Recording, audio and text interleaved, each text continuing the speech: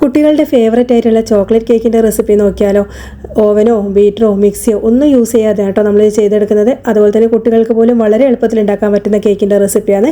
3 മുട്ട നമുക്ക് ഒരു ബൗളിലേക്ക് പൊട്ടിച്ചൊഴിച്ചു കൊടുക്കാം. അതുപോലെ തന്നെ 1.25 കപ്പ് പഞ്ചസാര ചേർത്ത് കൊടുക്കുന്നുണ്ട്. പൊടിക്കാത്ത പഞ്ചസാരയാണ് ചേർത്ത് കൊടുക്കുന്നത്.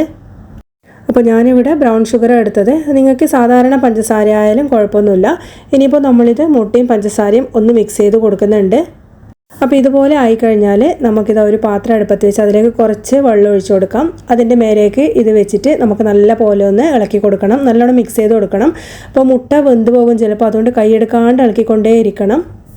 അപ്പോൾ ഇത് നല്ല പോലെ ഒന്ന് യോജിച്ച് കിട്ടിക്കഴിഞ്ഞാൽ നമുക്ക് അടുപ്പത്ത് നിന്ന് വാങ്ങി വെക്കാം. അപ്പോൾ നല്ല പോലെ വീണ്ടും ഇളക്കിക്കൊണ്ടേ ഇരിക്കണം. തണുത്തതിന് ശേഷം ഇതിലേക്ക് നമുക്കൊരു 2 തുള്ളി വാനില എസൻസ് ചേർത്ത് കൊടുക്കാം.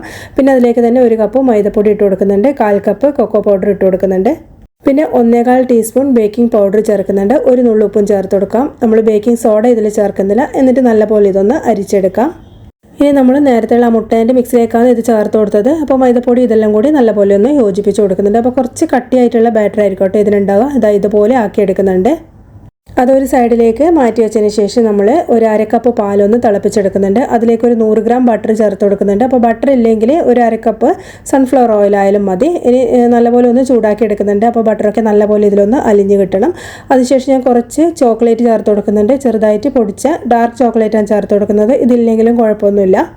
ഇനിയിപ്പോൾ ഇത് നല്ലോണം ഒന്ന് അലിഞ്ഞതിന് ശേഷം നമുക്കിത് നേരത്തെ തയ്യാറാക്കിയ ആ ഒരു മിക്സിലേക്ക് ചൂടോടെ തന്നെ ചേർത്ത് കൊടുക്കാം. എന്നിട്ട് നല്ലപോലെ ഒന്ന് മിക്സ് ചെയ്തെടുക്കാം. അപ്പോൾ ഈ ഒരു മാവിലേക്ക് നമ്മളിത് ഒഴിക്കുമ്പോൾ കുറച്ച് മാവ് ലൂസാകും. അത് കുഴപ്പമൊന്നുമില്ല. ഇത്രയും ലൂസായിട്ടുള്ള മാവാട്ടോ നമുക്ക് വേണ്ടത്. ഇതിലേക്ക് ചോക്കോ ചിപ്സോ അല്ലെങ്കിൽ ചെറിയ ചോക്ലേറ്റിൻ്റെ കഷ്ണങ്ങൾ ഇട്ട് കൊടുക്കാം. നമുക്കിത് ഒരു പാത്രത്തിലേക്ക് ഞാൻ ബേക്കിംഗ് പേപ്പറൊക്കെ വെച്ചിട്ടൊന്ന് സെറ്റ് ചെയ്തിട്ടുണ്ട്. അതിലേക്ക് അങ്ങ് ഒഴിച്ചു കൊടുക്കാം. എന്നിട്ടൊന്ന് ടാപ്പ് ചെയ്ത് കൊടുക്കുന്നുണ്ട്. ഇതൊക്കെ ആദ്യം ഒന്ന് നമ്മൾ സെറ്റ് ചെയ്ത് വെക്കണം. ഇനി ഒരു ടൂത്ത് പിക്ക് വെച്ചിട്ട് ഇതുപോലെ ഒന്ന് ചെയ്ത് കൊടുക്കാം. എയർ ബബിൾസ് ഒക്കെ ഉണ്ടെങ്കിൽ ഒന്ന് പോയി കിട്ടും. നമ്മൾ ആദ്യം പറഞ്ഞ ഓവനിലല്ല വെക്കുന്നതെന്ന് ഇതുപോലുള്ള അലുമിനിയം പാത്രം ഒരു 10 മിനിറ്റ് മീഡിയം ഫ്ലെയിമിൽ പ്രീ ഹീറ്റ് ചെയ്തതിന് ശേഷം ഇത് അതിലേക്ക് നമുക്ക് ഇറക്കി വെക്കാം. ഏകദേശം ഒരു 35-40 മിനിറ്റ് ആകുമ്പോൾ നമുക്കിതൊന്ന് കുത്തി നോക്കാം കേട്ടോ. അപ്പോൾ റെഡി ആയിട്ടുണ്ടെങ്കിൽ നമുക്കിത് വാങ്ങിക്കാം. അല്ലെങ്കിൽ ഒരു 10 മിനിറ്റും കൂടി ഒന്ന് വെച്ചാൽ മതി. മീഡിയം ഫ്ലെയിമിലാണ് നമ്മളിത് ചെയ്തെടുക്കുന്നത്. അപ്പോൾ നല്ലപോലെ തണുത്തതിന് ശേഷം ഇതൊരു പാത്രത്തിലേക്ക് മാറ്റാം. അപ്പോൾ നല്ല സോഫ്റ്റ് ആണ് കേട്ടോ കേക്ക്. അപ്പോൾ നമ്മൾ എന്ത് കേക്ക് ഉണ്ടായി കഴിഞ്ഞാൽ അതിൻ്റെ പിറ്റേന്നായിരിക്കും അതിൻ്റെ ടേസ്റ്റ് കൂടുന്നത്. അപ്പോൾ നമുക്കിനി ഇത് കട്ട് ചെയ്തെടുക്കാം. അപ്പോൾ നല്ല സോഫ്റ്റ് ആയിട്ട് നമ്മൾ അടിപൊളി ചോക്ലേറ്റ് കേക്ക് നമുക്ക് വീട്ടിൽ തന്നെ റെഡിയാക്കാം. ഇനി കടകളിൽ നിന്നൊന്നും വാങ്ങിക്കേണ്ട ആവശ്യമില്ല.